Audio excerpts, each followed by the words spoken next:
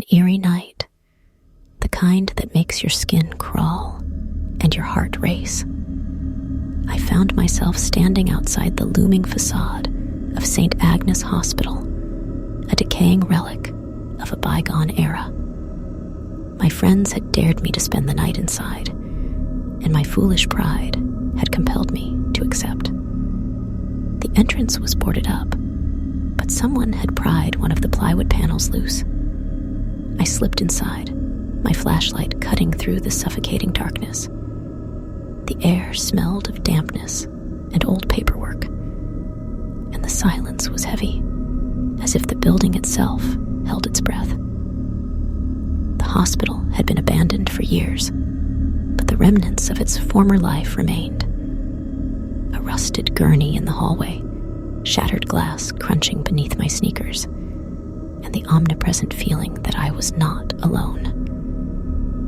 As I ventured deeper into the building, a series of whispered voices echoed around me. I couldn't make out the words, but their tone was pleading, desperate. My heart raced, and I tried to convince myself that it was just the wind, that my imagination was running wild. I stumbled upon the morgue, a chilling room filled with rusted drawers. The cold seeped into my bones as I explored, my breath forming misty clouds in the frigid air. Then, a sound, a faint, echoing moan that sent shivers down my spine. I spun around, but the morgue was empty, the drawers still and silent.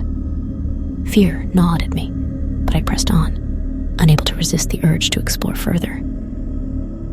I found my way to the surgery wing, where a row of operating tables stood, each draped with stained sheets. The overhead lights flickered sporadically, casting eerie shadows that danced along the walls. In one corner, I noticed a stack of patient records. I picked up a file at random, its yellowed pages revealing tales of suffering and despair.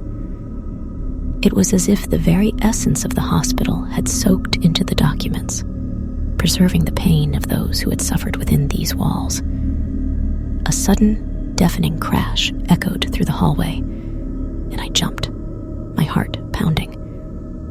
It sounded like something had been thrown, a heavy object crashing to the ground. Panic surged, and I made my way back to the entrance. As I approached the exit, I heard it, the sound of footsteps echoing behind me. They were slow, deliberate, drawing closer with each passing second. I broke into a run, my flashlight beam bouncing wildly as I raced toward the exit. Just as I reached the boarded-up entrance, a spectral figure materialized before me, its eyes empty voids.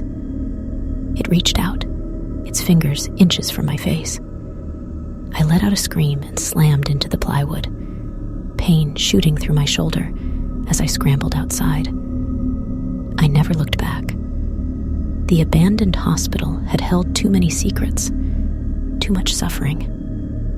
My friends found me, trembling and pale, and we called the authorities to report what had happened.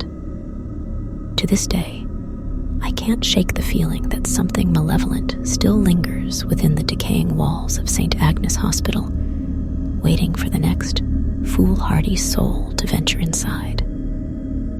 It was a night I'll never forget, a chilling encounter with the supernatural that haunts my dreams to this very day.